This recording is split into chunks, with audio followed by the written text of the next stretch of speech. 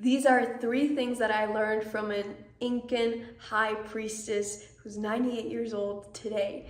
This is Maria Apaza la Mamita, and she is a powerhouse. She's tiny and mighty. She is 98 years old, but she's such a boss. She was hiking up to a waterfall. She was hiking up mountains at 98 years old, and it was just amazing to witness the type of power, vitality, and just her essence overall. It was truly such a privilege and a treat to experience and witness her essence. So she comes from the Qeros nations. The Qeros are a nation within Peru that are the last descendants of the Incas.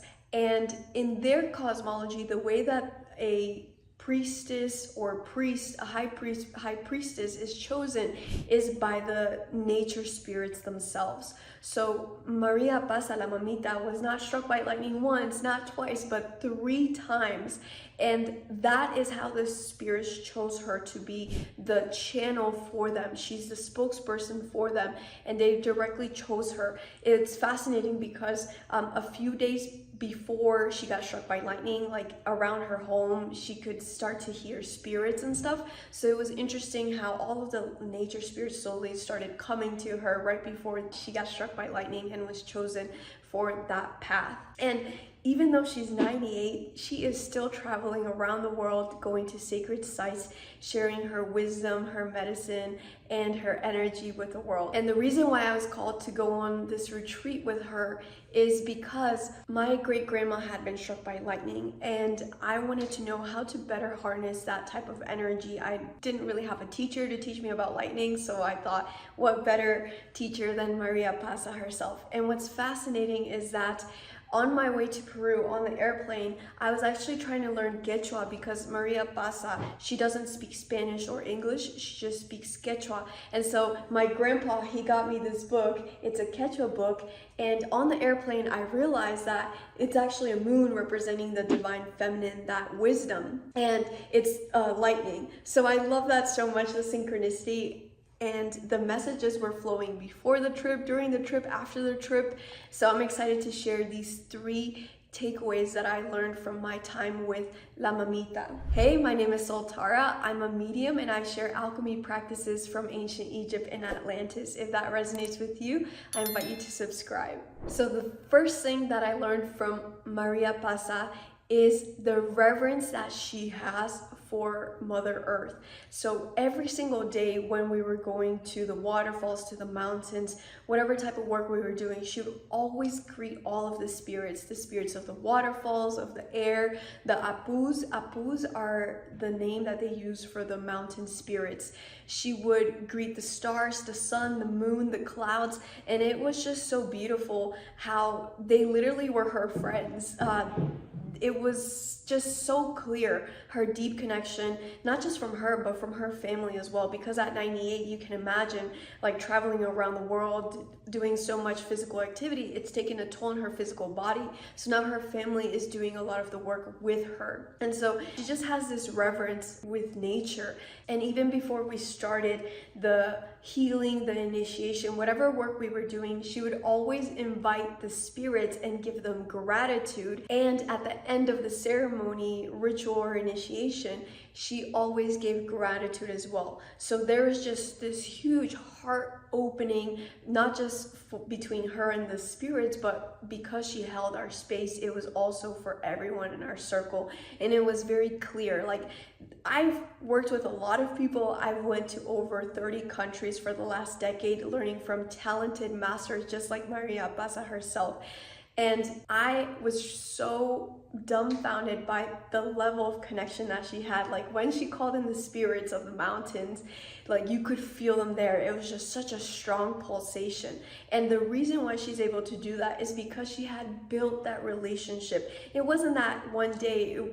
For her, it's a daily connection with these spirits that are surrounding her. And one of the ways that they communicate with the spirits, and this is people all over the Andes, indigenous communities from Ecuador, from Peru, from Bolivia, they chew the coca leaf and that allows them to connect with the spirits of nature. Now, the coca leaf, I don't want you to think about it as being a drug, because saying the coca leaf is cocaine is like saying grapes are wine. The international community has completely misportrayed the coca leaf. The coca leaf is a sacred leaf to the Andes, and it's essential to their spiritual connection to the world around them, especially the nature spirits. And I noticed this myself when I was chewing the coca leaf whenever we were going somewhere to a mountain or to a trail or to a waterfall. I noticed that when I would chew the coca leaf, my connection to the spirits would be much stronger.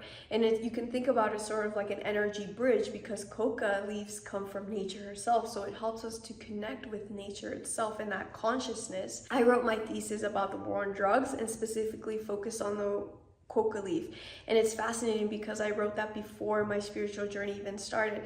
But cocaine is just one of 14 alkaloids within the coca leaf, so it's definitely not cocaine. And in my research while doing this thesis, I was in the archives in the Netherlands, and I read that the Coca-Cola lobbyists were actually present at the United Nations meetings when they were trying to come up with a list of scheduled substances. So you can imagine that there are other interests at play, why these spiritual plants are being cracked down upon and are not being allowed to be used like they have been for hundreds of years by indigenous communities. And so I just wanted to make that very clear. The coca leaf is a very sacred plant, and one of the ways that the Qeros, they offer the coca leaf is that they will use 3 coca leaves representing the upper world, the middle world, and the lower world. And I'll explain that in the second takeaway that I learned from Maria Apaza. But they have 3 coca leaves, and they blow their life force into the coca leaves to share that with all of the beings in the upper world, the middle world, and the lower world.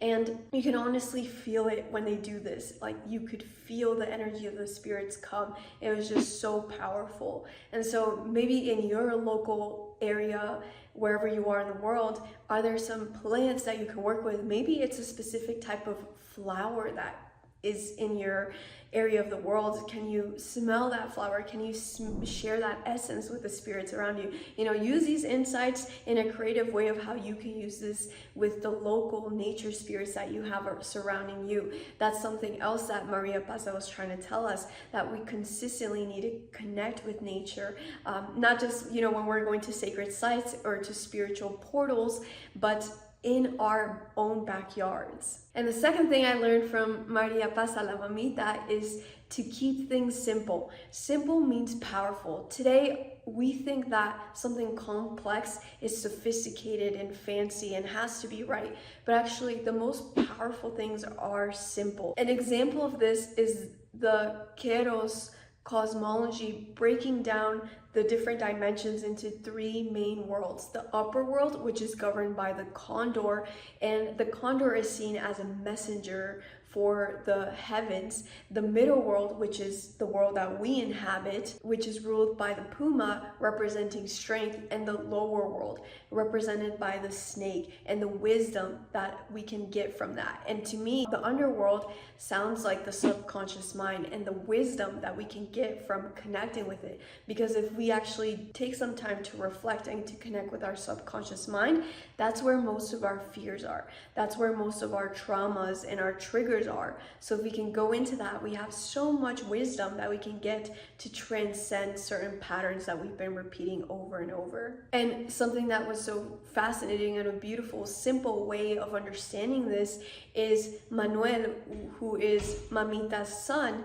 He was explaining that there is a rainbow bridge that connects these different worlds, and he was explaining that now people from all countries, they're coming to Peru from Poland, from Australia, from Tibet, from Canada, from all of these different nations. So we're bringing in people from all different races and all different backgrounds, and they are creating this new rainbow bridge that's going to unite all of the wisdom from these portal sites and be able to send them into this physical plane and vice versa. So I thought that was so beautiful. And it's cool, if you go to Cusco, you will see rainbows everywhere. They actually have the rainbow itself represented as the Cusco flag. And I love that so much. And this is a lesson that I learned from the whole family themselves, not just Mamita. And it is about, sometimes it's not necessarily about understanding energy, but about just being with it. So this happened during the first opening ceremony that we did, and it was the first time that they were all calling in the mountain spirits and the spirits of the land. And man, the whole room was just pulsating so strongly. Like the energy was so present. And they didn't really explain what they were doing. They didn't really explain it afterwards either too much. So it was more so about being with the spirits themselves, being in that present moment and being with the energy. And one of the things that now, as I'm talking, it's starting to sort of sink into my consciousness is, you know how I showed you this image of the moon with the lightning? So the moon represents the divine feminine. Well, that's also changing. That the moon is also divine masculine as well. And we're going to start to learn more about that over the coming years as we learn to balance and unite our inner feminine and masculine. But the feminine is all about having that deep wisdom, that knowingness. The masculine is the logical brain, the one who's analytical, who's thinking A, B, C, D, let's connect the dots. But the feminine is the one who's like, let's just take all of this and be with it in that void space. So I loved how they connected with that feminine wisdom. And that's something that I learned from them. Sometimes, you know, after meditations, we're like, oh, what happened? What does this message mean? What did this visual mean? But sometimes it's just about being with that energy and then allowing the messages, the downloads to just flow through when they're meant to. The third thing that I learned from Mamita Apaza actually came from a question that was submitted from one of our Golden Age Alchemy Academy students. So I'm going to read their question. So they asked Mamita, what wisdom do you have for us to embrace ourselves, our calling, and our own paths? So Mamita Apaza answered this question in 90 seconds and in Quechua. So her son had to translate it into Spanish. And what her son said was about the importance of connecting to Mother Earth. Like, that's one of the most important things for them. They rely on Mother Earth for everything, right? Just like we do. But for us, some of us may be disconnected from that essential relationship because we live in modern cities where we have artificial lighting, we have artificial roads, and we have so many other things that sometimes disconnect us from nature. Like, when's the last time we walked barefoot on earth, right? And so what he said is that we have to continuously connect to Mother Earth and have that reverence for her. It's a consistent connection with Mother Earth and her spirits. And the thing that I picked up on that he didn't translate is she said content and be happy. So she said these two words in Spanish, so I picked up on these. So this is my assumptions of what she said. You know, she's lived 98 years and she's been able to travel around the world, going to some of the most amazing sacred sites. But also at 98, you can imagine how many types of clients she's had, what types of issues she's helped people with. And at that age, with all of that experience, what she said is to be happy and to be content with life. That is the number one priority, both in the spiritual realm and also in the material realm. So that's what she said. And it's fascinating because I'm recording this today, and yesterday I went to Red Rock for the 5-5 portal, and yesterday I was in a cave. We found a cave. We went off trail, and in the cave I was asking, like, what is the most important thing I need to focus on? And it said, focus on your heart. Like, don't be so mind focused, focus on your heart, and what your heart is drawn to, that's what you'll like. And so maybe that's what she was referring to, you know, do the things that make you happy, focus on the things that make you happy, and create more space in your life to have access to those things. This is a bonus takeaway, and this is from Mamita Apaza and from her son Manuel and from his wife Gloria and from Gloria's brother Ignacio. So the Qeros, they are so flexible. Like if something, let's just say they don't have a tool for their altar, then they'll just substitute something else for it. Or let's just say that something's not possible, then they'll just go with the flow and change the course and plans. Something I noticed is that they would eat meat. And I know sometimes in the spiritual community, this is a very sensitive topic. People get very polarized for it, but it's important for us not to have such intense emotions towards these things, because every single person is on their own journey. Every culture is different. Actually, in a lot of indigenous communities in North America, they will actually kill the buffalo, but then they'll bury the heart as a sign of respect and love. And so unfortunately now, like with the industrial food complex, we don't have that respect towards animals. So I think that's why the veganism movement is so intense, because we're not treating nature as life. However, you know, it's important for us to look at other ways of life. Like we can also have a healthy relationship with meat consumption, and that's something that's so important for us to take into account. Like there's not one way that's correct to eat, to live. Everyone has to do what's right for their own bodies and their own lives. And we need to stop pushing as like one diet, one way of life, one way of this, because what did the Quero say? The Quero said, like, you know, it's this rainbow bridge coming together and all of our different ways of lives merging together and actually nourishing all of humanity. So I personally think that you should listen to what your body needs. Our body is constantly evolving through this ascension process. Sometimes your body's going to ask you for things that you usually don't eat, and sometimes you'll get allergies to things that you're always eating. And what's so important is for you to really listen to your body, not via a set of rules that society has created or other people are pressuring you into, but listening to the wisdom of your body, because your body knows exactly what it needs. And I think that over time, your body will slowly just start to crave the things that are based in more light. For example, fruits, vegetables, certain supplements, but things that are more light based. But that's a natural process that will happen where your preferences will start to align with that. So it's not like you have to force yourself into a spiritual diet. It naturally happens as you listen to your body's wisdom. So the other thing is that they took medicine. So traditionally, like the Qeros, they don't have access to doctors, and obviously as a result of that, they don't have access to medicine. And so that's something that has been a part of their nation for hundreds of years.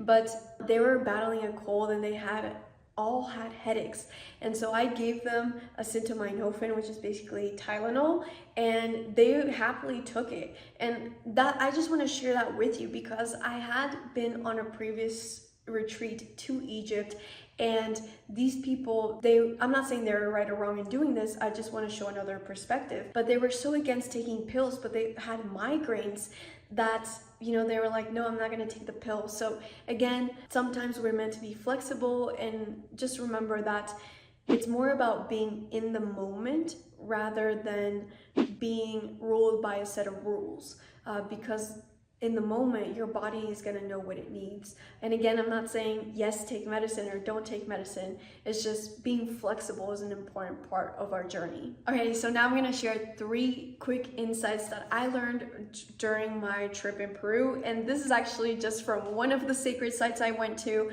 I went to many different sacred sites, but this is from Sacsayhuaman, and this is at the door of the sun, Inti Punco. And I'll post the picture right here. So I was asking the sun if it had any messages, and it said, I'll say it in Spanish first, and then I'll translate it to English. Brilla como yo, el sol. Yo no tengo miedo de brillar. Cuando yo brillo, ayudo a todos brillar. Con activaciones del ADN. So in English, it's shine like me, the sun. I don't have a fear of shining. When I shine, I help others shine through DNA activations.